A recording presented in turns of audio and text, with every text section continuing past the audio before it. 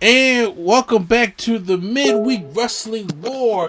It is about time that we are talking about this. It's been a whole month since we got up into this when it comes to NXT and AEW. Well, guess what? We have an episode of NXT 2.0 and Beach Bash from AEW, even though it's always in February. So, I'm your host, Mr. A&E, and joining me is my co-host, not Deion Sanders, so Prime Time. What's up? What's up? So, wait, let me do it again. Hi. Oh, she'll get a crack out of that. So, last time we did this was at the start of the new year, and one thing I do like doing, because I do like watching AEW Dynamite and keeping up with NXT for the most part, and I do want to bring you guys wrestling reviews. I really do, okay? And sometimes it just be harder for me. Prime's not into it, but I appreciate Prime doing it for me. So, let's go get into it this week. So, on NXT this week, bruh, everybody is just talking about OLLIJAYY. Them things is thangin'. Mm-hmm. I don't know who this girl is. I don't know what she's there for, or whatever the case is. All I know is on Twitter, all these people got is they talk about that performance sucked, but them things is thangin'. Honestly, I just seen a gif of her walking into the building. Yes. with Trick Williams and Carmelo Hayes. I was like, oh. All right. But literally all over Twitter, they were talking about, the performance is okay, or people talking about stuff, yo, I'll turn back to NXT 2.0 for OLLIJAYY. I was like, who is this person? I looked her up, and they said, I looked her up, and everybody was talking about, so, them things is dangin'. And I was like, yo, them things is dangin'. So, that may be the title of this video. But also we had Beach Bash over on AEW, and look, let's just get this out of the way right now. When it comes to quality of shows, AEW Beach Bash clearly had the better show. Let's just get this out of the way right now. With awesome ladder match by Cody and Sammy, and of course a lights out match with Cole and Cassidy. So let's just get right on into NXT 2.0, because right now we are in for the Dusty Cup, and I was just like, oh snap, they brought that back, because I didn't think they was going to bring back the Dusty Cup because it's Vincent Pritchard, and so, but they end up doing it, and it's I'm surprised it didn't be Petty either. Dusty. What? Whatever. Yeah, probably so. And there's a men's and a women's one. So we kick off NXT. Wait, hold on. There's a women's one? Yes, there's a women's Dusty Cup. I'll be honest with you. Not everything has to be. I agree with you. I do agree with you. And I'm not trying to be a hater. What I'm saying, they don't even have enough women to do it. Well, I know, because right now their storylines like Cora Jade is trying to get Raquel Gonzalez, because remember they had one last year. Raquel Gonzalez and Dakota Kai won it. Yeah, and then so Cora Jade's trying to team up with her. Then they still doing the Zoe Stark and Io Shirai thing, and I was just like, oh, okay. But wait a minute. What? Oh my God. So I'm looking at the comments of the OLLIJAYY thing. Thanks, dang it. And somebody said Veer is coming. She posted herself saying when. Wait. Talking to the mic, she said what? So somebody commented Veer is coming, and then she said when. Herself said when. Oh, don't worry, we're going to get all into that. Somebody said it must take a lot of strength to carry those around. She said, yeah, I know. Tell me about it. Oh, them things are dang it. Look. She's replying to everybody, Miss Penny. Yo, she be egging this shit on, dude. I'm like, yo, she may be there to help at least move the needle just for like a week or so. To be honest with you. All right, Dusty Rhodes, quarterfinals. MSK versus Jacket Time. This is really a team. Jacket Time consists of Kushida and Ike Manjaro. And they call themselves Jacket Time. Well, yeah, they should just call themselves Walking L. Because you damn right, because they walked right to L in this one, because there was no difference as they hit the blockbuster and MSK wins the matchup. So they are advancing into the this is the quarterfinals. They're advancing in the tournament, and then there's they will face a Idris Info and a Malik Blade. This is this new black tag team that just came out like last week. And they ended already. They're gonna win. Who, MSK or Malik Blade? No, that new team. Yeah. Oh, wait a minute. Next week is February, right? They'll never see it coming. Yeah, you know what? Honestly, they kind of shocked me because Vince didn't have his usual Martin Luther King opening on Raw this year. You sure? They did, and nobody went to the museum. Because it's COVID, so they probably can't go. They probably ain't go last year either. Probably could go, but they still had the opening. You sure they had to open it? Oh, then I gotta look this up. You got, bro. I watched Raw that day. As soon as 8 o'clock came, I said, "Let me see what they do for this King opening." And they said, "Right there, the Raw came right up with the Raw robot." I'm dead serious. But why you looking that up? Carmelo Hayes and Trick Williams are coming in with special guest OLLIJAYY, who will perform. They said that they did. Oh, it did? Okay. Well, I didn't see it. Carmelo Hayes and Trick Williams coming in with OLLIJAYY. Good Lord, the thing. Miguel Del Fantasma's in the ring, and Santos Escobar is mad at Braun Breaker, talking about he was given everything since he only been in a couple months and he hasn't been getting anything, no opportunities. And Braun Breaker comes out there and challenges him to a matchup, but Santos Escobar says it's going to be on his time, and he says, but at least I got people looking out after me. You don't have anybody. So as him and Elektra Lopez leave, then he has Miguel Del Fantasma try to attack Braun Breaker, but he ends up clearing the house. Next up, we have a no-holds-barred falls count anywhere matchup for this rivalry. I said sure. Solo Soka taking on Boa. Dead up. Boa got this new face paint, and as soon as Soka comes out, he comes out with a kendo stick, and he starts wearing house on him. But then that soon changes as Soka starts fighting him along in the back. And they start fighting backstage, and he throws a ladder on him and bites him with the ladder. Then they come back out to the front where the announce tables is at. He gives them a catching some. You know how the Usos toss up and do that Samoan drop thing. Yeah. Mm-hmm. He did that to him on the announce table. It did look cool. The announce table did not break. Of course it did. So why would it? Because it's one of Hogan tables. It don't work with you. And yeah. So Soka pulls out a regular table, puts Bo on there, goes to the top rope, and from the top rope to the outside, does a Uso splash, which it was dope, through the table, and wins the matchup there. So, actually, it was a pretty decent matchup. I mean, I didn't know the rivalry needed that, but especially with Boa, nobody cares about Boa, but it made Soka look good though. Yeah, because of the splash. Other than that, he didn't need it. Yeah, and the Samoan drop. I thought the Samoan drop spot was dope too. Imperium cut a promo with Gunter, and I was like, okay, they're gonna make this stick whether we like it or not. Duke Hudson versus Gar. I don't know how to pronounce that name. Duke Hudson wins. He just came back from being angry because he lost that feud with Cameron Grimes.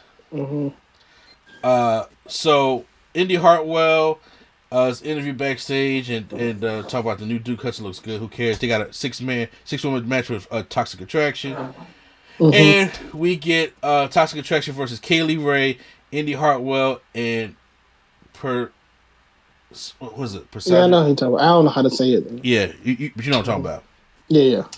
Throughout the match, Kaylee Ray goes off and gets her bat from underneath the ring and starts to try to hit Mandy Rose with the bat. Mandy Rose retreats, and Kaylee Ray keeps chasing her with the bat, and they lead the matchup. Homegirl, the name we can't pronounce. Huh? No, I'm saying who? Oh, yeah. Homegirl, name we can't pronounce, gives Toxic Attraction, the girl with the orange hair, a boot, and wins the match for their team. So Cora Jade is trying to team up with Raquel Gonzalez, and she says even though I don't like Dakota Kai, she had what it takes to win the match, to win the Dusty Cup because we won it last year. And Cora Jade says, "Well, I got what it takes," and I'm just like, okay, whatever. That's kind of like what this thing is going I'm gonna have to pick up back up if she she might win. Who else gonna win? It ain't gonna be. I don't know. You know, I gotta pick up back up. Honestly, when it comes to the women, I don't know. I really don't know. For the quarterfinals, we have another Dusty Rhodes Tag Team Classic. The Grizzled Young Vets taking on Andre Chase and Bo D. Howard. Wait. Did you just say? All right, no. Okay. If you gonna do the joke, gotta go all the way with it. No, I'm not. I don't feel like it. No. No. Okay. Well, this matchup is what expected. Andre Chase gets his ass beat. Grizzled Young Vets win. Grizzled Young Vets was saying third time's a charm. And they are not. Say what? They are not. I don't look. Remember I picked them like a year or two ago, but however, not in this NXT because I already think I know who's gonna win this one. Grace Sorrell has a nothing. Oh, Grace Sorrell has a promo with his new big security guard. He said he's the biggest star in Bollywood, and he said other than Veer, he's coming at the Rumble. So let y'all know that. No, he's not. LA Knight needs to reach the strain on. Io Shirai take on Tiffany Stratton because Tiffany Stratton is that new girl that came with the gimmick, like, you know, Daddy. Is that the one talking about her dad? Okay, yeah, that's the girl. Yeah. And I was like, oh, she kind of looks like mixed with Asian. I did not know that's who she was. I thought it was a regular blonde. But she interrupted her and Zoe Stark backstage when Zoe Stark was trying to say, like, you don't want a new partner because you want to actually team with me, right? And it's just like, well, so it doesn't matter. Huh? What does it matter? It doesn't matter, but still. Io Shirai hits the body slam, hits the moonsault, and wins the matchup. So that's basically what it's at. I didn't see the backstage with Diamond Mine, but then Tiffany Stratton is backstage on the phone complaining to her daddy that the did they challenge? I thought they challenged Gunther. You're right. They did do that. Okay, because I heard Vivian said, like, Gunther, that's the worst name in history or something like that. Oh, yeah. It sure was. North American Championship #1 contenders match. Thank God in a championship. Thank God it's not a championship contenders match. You know what I'm saying? We get Cameron Grimes taking on Tony D'Angelo. So, actually, this matchup was actually pretty good. Tony D'Angelo with the baby blue and the black on in the matchup. It threw me off for me. I was like, who is that? I was like, oh, Tony D'Angelo. But then Pete Dunne makes his return and hits Tony in the back with a 2x4. Because well, yeah, because it was Pete. He had a funeral for Pete Dunne last week because he beat him in that pole match. Okay. Yeah, so that rivalry's not done, and then Tony D'Angelo rolls back into the ring and gets a cave in by Grimes, which is actually one of the better looking ones, and Cameron Grimes wins the match. He's #1 contender for the North American Championship as Carmelo Hayes and Trick Williams are looking up in the stands. So,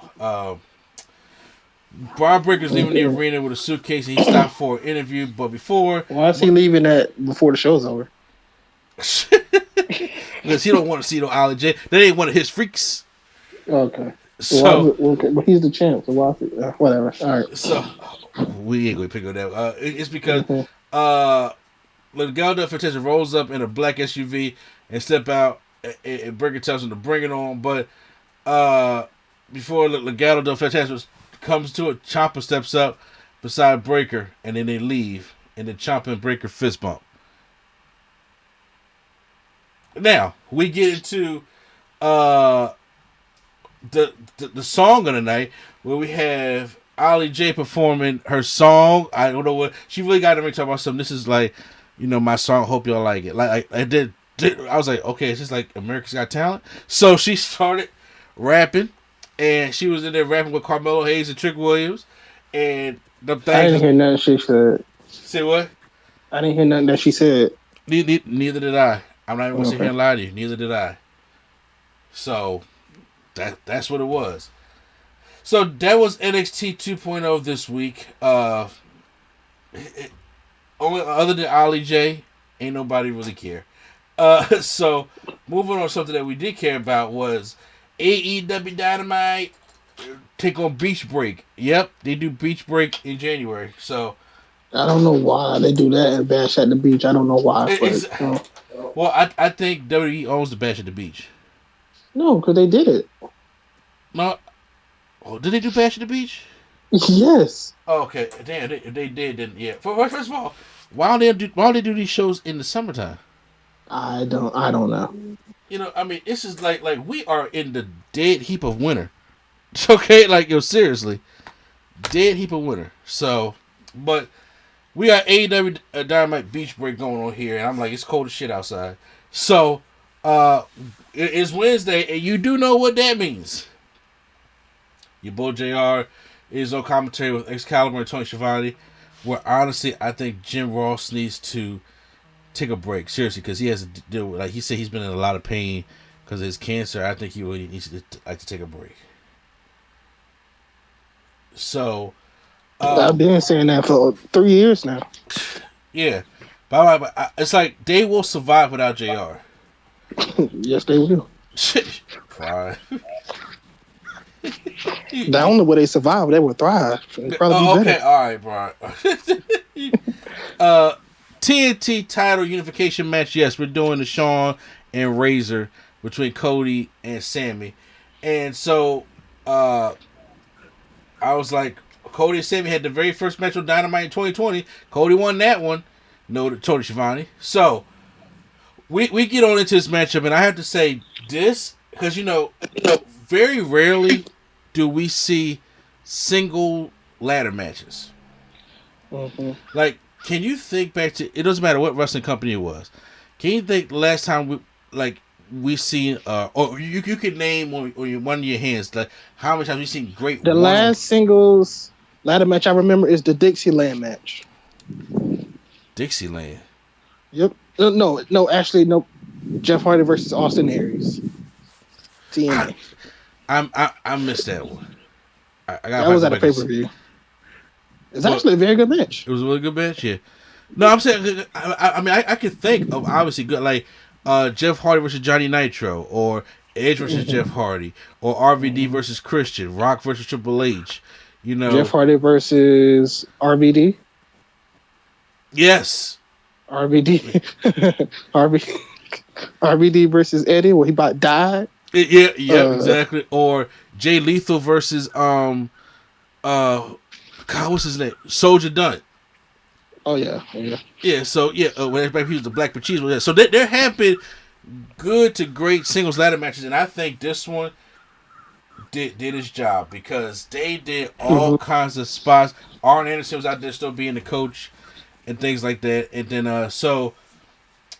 we get like I'm just gonna go so we get to the big spots. Cody brings it like this long big ladder in the ring, and these ladders are like kind of huge. These like ain't standard kind of ladders. There's a ladder. That's the same one that he had last week.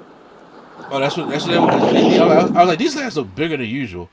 The one that he had, or the one where he was where he made the face. Yeah, that's what he had.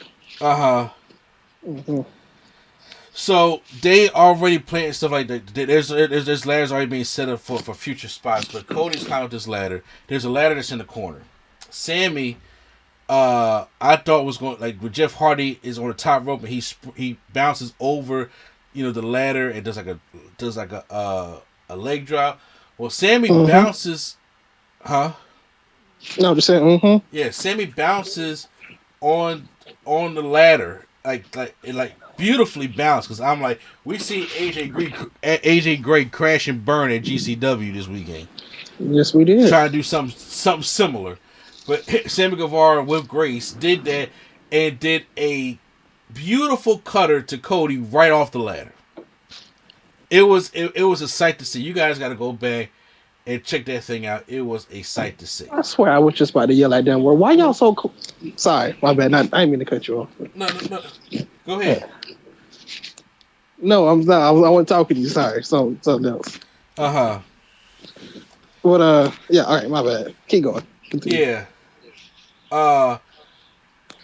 But also, Cody does hit a delayed vertical suplex from Sammy Guevara off the top of the ladder. Also, off the top of the ladder, like off the top. Yeah, I was like, you know what? That's dangerous, but it looked pretty. But that's still that shit is high. Like y'all gotta stay. That shit is high. Mm-hmm. These are all in like a vicinity of like I would say a minute of each other. If that. Yes. Yeah. From the cutter to the suplex. Now, there was times when certain men, you know, like they weren't really selling too much stuff. Cody dropped Sammy on the admin. First thing across the hinge of the ladder, and Cody pulls Sammy's legs through the ladder, trying and give him the figure four. I thought that was kind of cool. Then as after that, as Cody's coming to, they got the ladders, and it's like they set up the ladders, and there's like a bridge in between both ladders into the ring. And then Cody's climbing up there, and then we get Sammy climbing up there, and then Cody grabs Sammy and gives him a crossroads off that little bridge off to the mat. And the way Sammy lands, it's like he hit chin first on that mat. I personally thought that should have been the end. Oh, you know they wasn't done yet. But that's your finisher. If it was any other move, okay, sure. Like if he would have did the dark matter, he don't even do that no more. If he would have did the dark matter or any other move, I would have been like, okay, you do your finisher from the top of the ladder. What? Yeah, I mean, look, I do agree. I'm saying don't do the tombstone from the ladder, then they continue the match for another 5 minutes. Well, first of all, because you know if he hit that Tiger Driver 99 on top of that, they'd be dead. But that'd be the most unsafe shit. You landed on your head anyway. Crossworlds. What's the difference? But no, you thought it was the end. No, it was because Cody climbs up there and he starts grabbing the belts, but then Sammy comes and he like jumps on the back of Cody, and now both men up there swinging on top. Imagine if Kenny Omega hit the one-winged angel from the top of a ladder and then they continued the match for like 5 minutes. Yeah. Would you have a problem with that then, or you just go awesome match? No, bro. I don't know. Maybe I'm just like, I'm just like, I don't know. You know, I have a problem with these kind of, you know, overuse of. First of all, that's why I hate people use the Destroyer now. I hate the Destroyer as a setup move. Yeah. I hate how they just ruin Adam Cole's Panama Destroyer, Panama Sunrise. I can understand if he, you know, was selling. Cody got right back up on the ladder and climbed regular. He didn't do the slow climb. He climbed regular. And then Sammy jumped up and then jumped on his back. You know, it's kind of like, dang, you're not even woozy, nothing. Exactly. Right. I agree with you. I thought it should have ended there, but you know. But then Sammy fell off the ladder and then off the bus, and then Cody fell. And then I thought they was gonna do a move from up there. Oh, we'll see. No, I thought it was gonna like fall like Devon. Like remember how Edge and Devon was Jeff Hardy and Devon was like kicking each other. Yeah, I know they was hanging. I'm saying I thought they were gonna do a move. You know, already did a move from the top of the ladder, basically. Yeah. What else? What the kill? You know, see, what I was thinking is you already did a crossroad from the top, which is your finisher. So I was like, oh, maybe he's gonna do a kill move from the top. Oh God, so you asked for a lot. Well, you don't get right back up from your finisher from the top of a ladder. What do you mean? I'm asking for a lot. What else is gonna put your opponent down if you do your finisher from the top of a ladder? I'll tell you what's gonna put the opponent down. His name is Fuego del Sol. Fuego del Sol runs in. Which makes no sense. I can understand if Cody was being heelish. Cody was just hitting his leg. He was like, hey, don't do that. Cody. I would have did the same thing. He was just like, yo, leave him alone. And I was like, all right. He goes back into the ring, and he's still, and Fuego del Sol still in his face. I'm like, what the fuck is going on? And he hits him with the Tiger Driver 99 in the ring. And this Sammy goes and takes out Cody, throws him outside, and then does a dive to the outside, and then gives him a stiff. I wish you would have hit him with the Tiger Driver 99. That's worse. 98 is the worst looking one, but 99 is the one that's like, I think he did. 97 is just like 97 is just whatever. So which one did he hit on Figure This Out? Just an attacker driver? 98. 98. Okay. Yeah, different. The years do matter for some reason because they are different moves. But yeah, gotcha. Sammy hits a stiff looking GTH to Cody on the outside. Like I see that right in the inside of his head. Yeah, right in the jaw. Yep. Yeah. And then Jim Ross says, "Ladder Mania out here."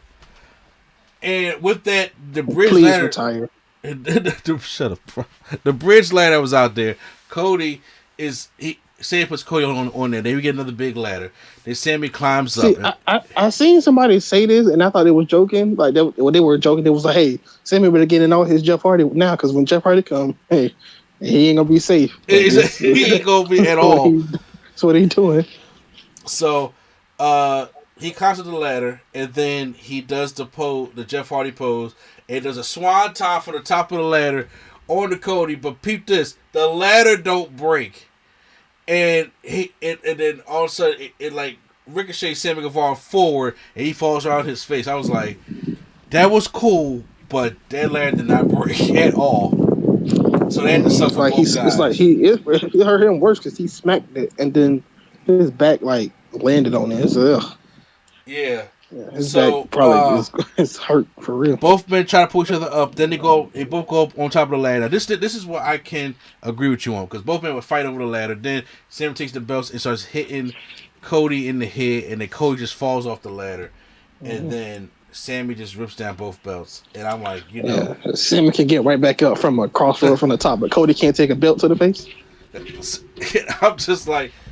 It would have been cool if you ended it with your finisher. It's kind of like how Undertaker chokeslammed Jeff Hardy off the ladder. It was like it's a wrap. You're done. Or just something that's like you're down. You're out. Mm-hmm. I thought they had it, but hey, That's why after that point I was just like, whatever happens, I don't even care.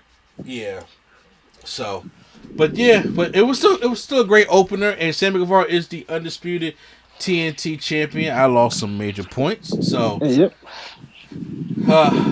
That's what happened. But it's all right. We get a 2-on-1 match. That's why I kept sending you that face. So you was definitely like Cody winning for sure. I definitely did say that. I was like, "Goat, man, go!" You like all the stuff, all the checklist that he did. You was like, "Oh, he doing all this? Oh, he definitely winning for sure." Yeah. Okay. So early in the day, Tony Schiavone interviewed Ricky Starks and Powerhouse Hobbs on the beach. I don't know which beach is warm right now. You got lucky before Dante. Let's do it one more time. Powerhouse Hobbs versus Dante Martin. And it starts next week on Rampage. It's going to be Absolute Ricky Starks taking on Jay Lethal for the FTW Championship in Chicago. I was like, okay. Y'all need to get Jay Lethal on TV. I get it. But if he ain't going to win the championship, that championship has no point in the first place. So I don't want Jay Lethal to go out here and keep losing. Sorry, I don't. Well, too bad. He about to lose to Ricky Starks. He said 2-on-1 match. Wardlow taking on Elijah. Not the match I wanted for Wardlow. Say what? Not the match I wanted for Wardlow. No, but it's all about power bombing the opponents and pinning them, just making them look strong. Yeah, but I know. But you're in your hometown. At least get him somebody credible that he can destroy. Should destroy the MJF, but they're not going to pull the trigger on that just yet. I know, but I'm saying get him the gun club with somebody. I don't know, gun club. Get him somebody that's been on TV that make him look strong. Does he really look strong fighting two people that we don't know? It all depends who you're trying to appeal to. Well, this is his hometown, his big homecoming. He's a face here. This right here is like the Ryback treatment. So here he was a face. Everybody was cheering for him. It was like, yeah, you would have, I would have gave him a big match. Yeah, but I won't give him no big match. I'll give him a squash match. Okay. I would have gave him a better opponent. Yeah, better opponent. How you go from fighting Punk to two jobbers we don't care about? But he lost to Punk though. But he still fought him. He still held his own. I'm saying that right there. It's like if you go for loss to a big time guy, it's like build back up credibility. So he squashed two people in anger. Trios match. The Inner Circle. Jericho, Santana, and Ortiz versus 2.0. with Daniel Garcia.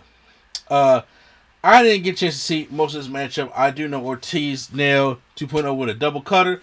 Jericho hit the Judas effect on Matt Lee, and Santana impaled Jeff Parker with the power driver and pinned Parker. So, Jericho, disappointed by the lack of cooperation for his teammate Santana Ortiz, walked off by himself. So, obviously, Santana Ortiz needed to get away from Jericho in the first place. He walked off and said, "See you in the Rumble." Y'all, I'm telling y'all, Jericho's not going to be in the Rumble, y'all. He's not, but I'm saying that he is. That's what makes it funny. Also, Cody still doesn't have a contract, so I know he's not going to be in it. Would that be funny? Because he just lost the belt, people are going to be like, "Oh, he just lost the belt and he don't have a contract."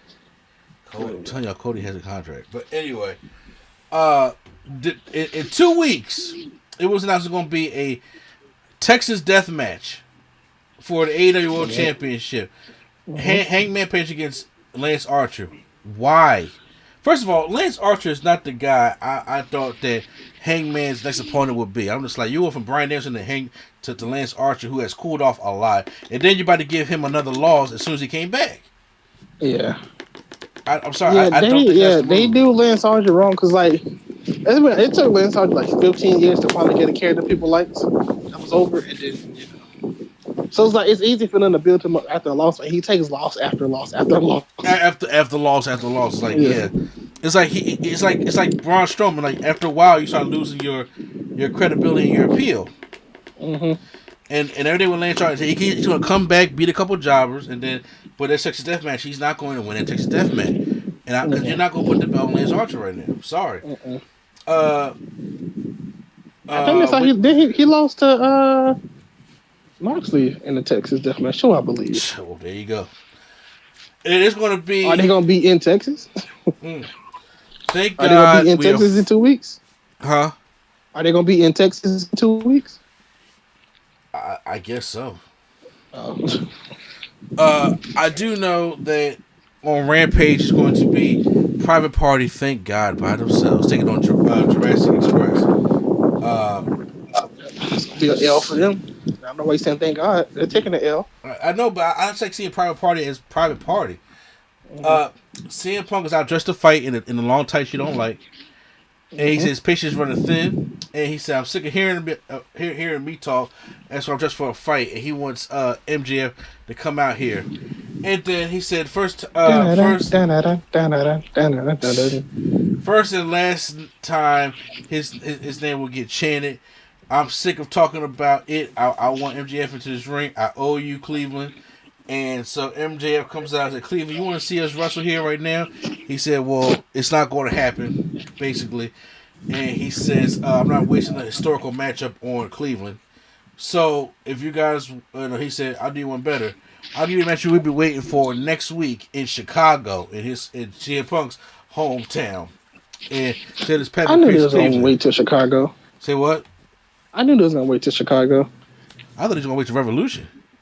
No, I knew they was going to wait till Chicago because Punk one week said, you keep playing, you're going to fight me somewhere where you will never want to fight me. And obviously Chicago's, you don't want to fight Punk in Chicago, so. You definitely don't. And he said, which I believe that's where Warlord would turn.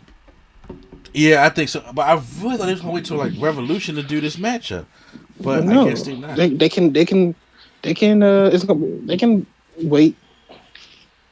Because Revolution is in what, the end of February? Yeah, they can wait it. They can probably have another match at Revolution.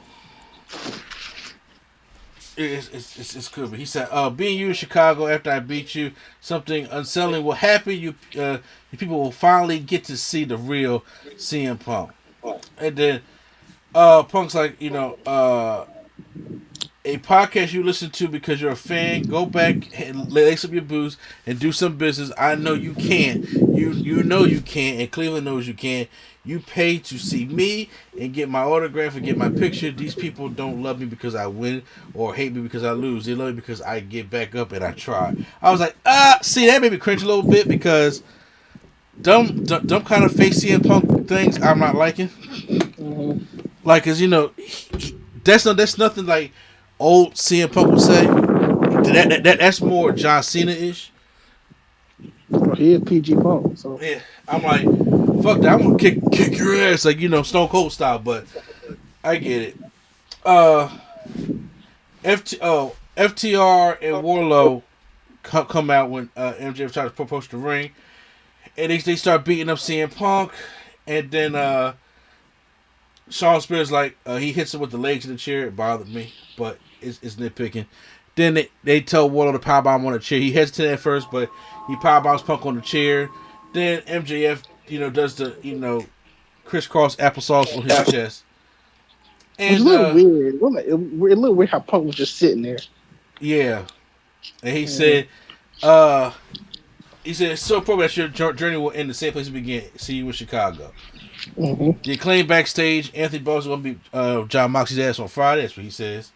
So, Smart Mark Sterling interrupted. Julia Hart signed a contract for the TBS Championship against Jade on Friday on Rampage. And now we get the ranked number 2 legit Layla Hirsch taking on number 1 ranked Red Velvet.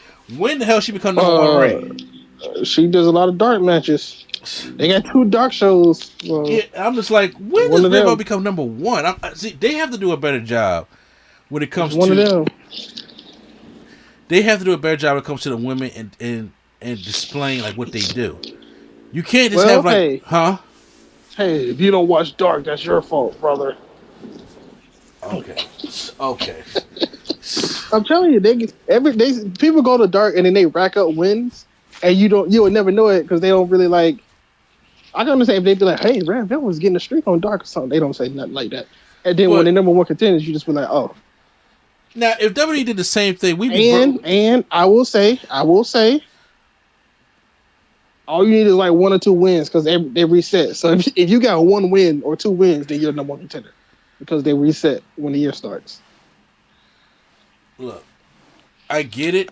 However, if WWE did the same thing, if all of a sudden somebody popped up that we ain't seen in a while because nobody watched Main Event, and they said, "Hey, she's the number 1 ranked to go up against." Her matches I thought Red Velvet fought last week.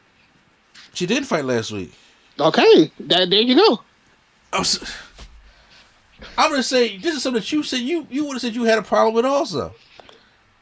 No, I said I do have a problem with it, but then I just thought about it they reset their rankings. So I'm saying everybody that's been on TV from the start of January 1st to now is the. But you said they reset. You said they just add on. I mean, they have a year where the record is for the year, but they still add them on to their wins and losses. They restart. Orange Cassidy came out with a record of 57, 19, and 2. Okay, and then his record for this year is what? That is that's what it said for the record for his record. But then it has 2 records on AEW. It has his overall record, then it has his 2022 record. Okay, I'm saying so. It came out with his overall record. Okay. 57. Look, 57, 19, and 2. There's only 52 weeks in a year. Yes, that's his overall record. Yeah. So yeah. They do overall, and then they restart for the 2022. I'm not mad at the reset. I'm not mad at Red Velvet being. I like Red Velvet. I'm not mad at her being. Well, I like Red Velvet too, but I just thought about why she's getting the title. I just thought about why she's the number 1 contender, but then I was like, it can't be a Dark thing because she's on Dark, but she's not on Dark. She's on Dark cutting promo. She's not on Dark fighting. So it has to be from her winning in this year. Yeah, I mean it's fine, but what all I'm saying is when it comes to if you're going to be number 1 ranked, that means you're going to be in line for the championship, right? Mm-hmm. There has to be, this is wrestling. This is not like basketball, football, or baseball. That we like storylines. There's no storyline other than that's what the next thing you build to is you build to a different storyline of who the next challenge is going to be. You can't just bring up a woman because the record's like, okay, cool, here you go, face them, lose, and go back down the Dark. You gotta make these women more known. People have to see shit. Everybody don't watch Dark. You know what I'm saying? Just like everybody does not watch Main Event. Well, whether you're like a WWE mark or AEW mark and be like, well, you got to go ahead because everything's canon. Everybody don't have time to go watch every single thing. You watch the main shit. And I'm like, you got to, if you're not going to put them in a matchup, keep them in the storyline, give them little promos, give them little stuff like that, and even help build Dark, on those kind of things. That's what I'm saying. It'd be cool, like, because right now, the way I'm looking at it is Revolution's coming up. I would think Thunder Rosa would be the one that's going to challenge Britt Baker next to make it come full circle of how it was last year. But I haven't even seen Thunder Rosa's GCW. And I'm like, next thing I know, Red Velvet #1. So I'm like, okay, I obviously I need to go back and watch Dark and miss something. So, I mean, but it didn't bring that in this match. The match was fine. I like legit Layla Hirsch. So, they had a pretty good matchup, but then Layla Hirsch locked in that armbar. I forgot what she calls it, but then she gets out of it, tries to go for her little spin kick, but then Layla Hirsch grabs her and pins her and wins the matchup. Afterwards, she starts beating up Red Velvet, and Chris Statlander comes out to kind of like even up the odds. So that's what's basically happened there. Tony Schiavone's in the ring with AEW Women's Champion Dr. Britt Baker, DMD. There's a table set up with the Pro Wrestling Illustrated plaques and stuff like that she got. And she said, told you 2021 was going to be the year of DMD. I won all these awards with a broken wrist. The division was a wasteland before me, and I made it a utopia. Anyone could have made this division theirs. It was theirs for the taking. I created the top spot. I became the face of AEW, basically. So, I'm not just selling for Female Wrestler of the Year. I won't sell until I'm Female Wrestler of the Decade, and you might as well give it to me now because I'm not going anywhere. I'll be champion you deserve. And that was it. Now the Rose storms out and says she wants Ruby Soho next week and left. That's dead serious what happened. Sounds about right. And then she stormed out and then stormed back. And I was like, okay, well, I guess if I was talking about, developing the women's matches, sure, there you go. Unsanctioned Lights Out match. Adam Cole, Baby versus Freshly Squeezed Orange Cassidy. Orange Cassidy did the Johnny Cage from Goro, broke his own sunglasses at the beginning and started the matchup. And then they go. And I would say this was a decent Lights Out. It didn't get brutal like I thought it would. It's Orange Cassidy and Adam Cole. It's not going to get brutal. What you mean? Adam Cole has been in some brutal matches like that before. Yes, Adam Cole has. Orange Cassidy is just Orange Cassidy. So. I mean, you can do a brutal match on Orange Cassidy and make it brutal. But I'm just saying, but I think it's all because he ain't had no time. It wasn't like, because you could have said the same thing about Thunder Rosa and Britt Baker last year. It's like, and they shocked the world. Mm-hmm. So I was just like, I know it's going to be like a little bit juicy like that, but it really wasn't. But it was fine. And then the commercial break hurt it when there was only 10 minutes left in the show in the first place. Then the overbooked mess comes out, and we have the Undisputed Era, even though they're not called that yet. And the Young Bucks come out because the Best Friends come out, and then they start fighting. This thing goes on. Orange Cassidy at one point hits a Panama Sunrise on Adam Cole, but Adam Cole does kick out of his own move. And then, they end up fighting up on the stage, and then Adam Cole looks to give Orange Cassidy one of those the lights out knee with the knee pad down, but then he disappears. He's like, where is he? Because oh no, I'm sorry, he wasn't gonna do that. He was gonna do a Panama Sunrise, which I know damn well he wasn't gonna do. Like, jump off the top of this structure down onto Orange Cassidy on the stage and do a Panama Sunrise there. But Cassidy disappeared, and then he climbed onto the truss where Adam Cole was, and he gave him a hug, and he was just like, why are you hugging me? And then he looked like he's gonna go down with him. So Orange Cassidy hugs him, and they just fall Deadpool off. too. Say what? Deadpool too. Exactly. Yeah, they just hug and fall off the trusses through this stage looking thing, and then Orange Cassidy pins Adam Cole, and Orange Cassidy wins the matchup.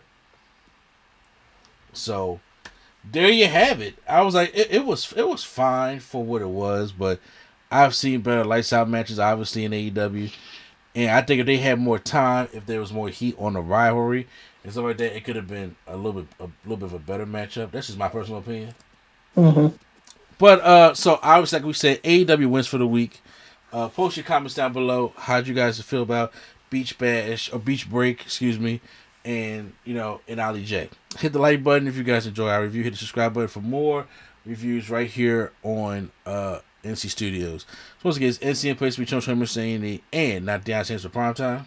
All right, y'all. All right, and the Nerd Coalition is out.